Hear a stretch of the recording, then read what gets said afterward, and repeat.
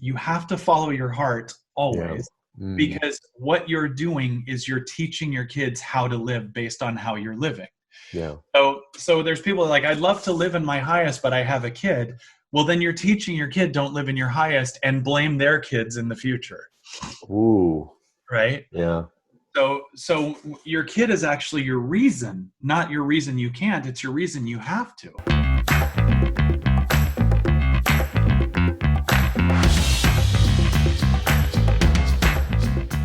We get induced. A couple minutes later that evening, the nurses started to run in. They said we couldn't find your baby's heartbeat, and we weren't prepared for this. We wanted a vaginal birth. Pretty soon, one nurse turns into two nurses, turns into three, and then we have the entire floor now in our room. And the OB that steps in says, we need to take her to a C-section right now because we can't find the baby's heartbeat. Baby needs to come out now. We rush into the operating room. I remember hearing a cry, the doctor raising baby Kaya above the surgical sheets, and we see her, and they wheel her off to the corner of where the neonatologists are. And daddy comes in, I get to cut the cord, and pretty soon she starts turning blue. And then I see her oxygen saturation just decreasing. Then see her not move very much. And then the doctors are like, we have to take her to the ICU now. And here I am, a new dad, running in. And I remember all these thoughts. Did we do the right thing in terms of like wanting to get induced? Did that cause this complication?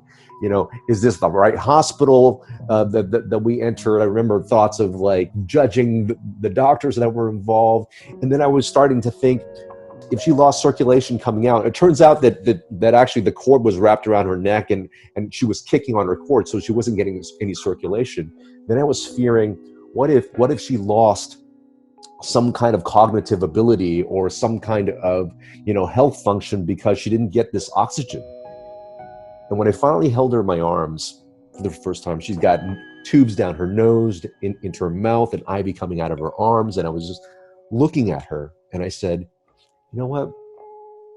It does not matter, what capacity she is.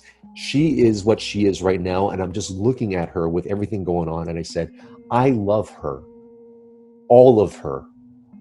And all of this, it doesn't matter what happens. I just love her. And then I just thought of myself, and I look back growing up as a child, and I said, why did I need all these additional things to feel like I'm loved, like I'm worthy? Because Kaya doesn't need this. I love her no matter what. And it was such a healing experience for me. And I wonder what your experience was like, having a child and a daughter for the very first time. Well, first of all, that's beautiful. And I love my daughter so much that I know what you felt, and made me want to cry almost. Moments with my daughter, had 2020 not been full of lockdowns and COVID, I might still be on tour. Yeah. And missing her a lot more.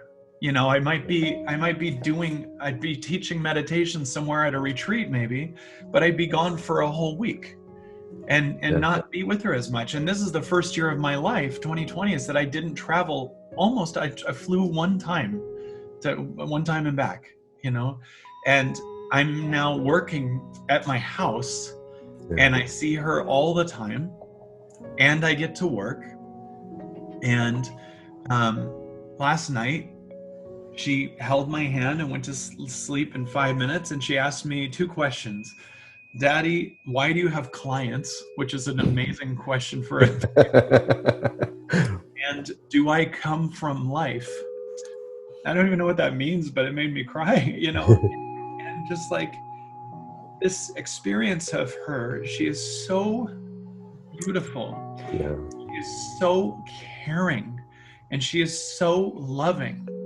And I don't know that I would have known that had my mom not died and had COVID not slowed me down. And other aspects of 2020 that made me have to really look at myself and change, and grow. I might have missed this and look at my success because I'm on a bigger stage, but I don't give a I don't know how much you want me to hear. but I think you have an idea of what was coming. Yeah. I don't care. I really don't care about numbers. I don't care about success. I don't care about success is the now.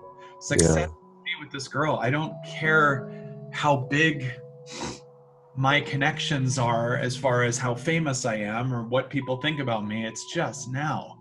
That's dude, so I'll beautiful. show you this is me now. I'm such a dad. It's crazy. See her. She sings and she's musical, and I know I sent you a video of her singing. Watch this one. This one is one of my favorites. Okay, look at this. Oh my goodness.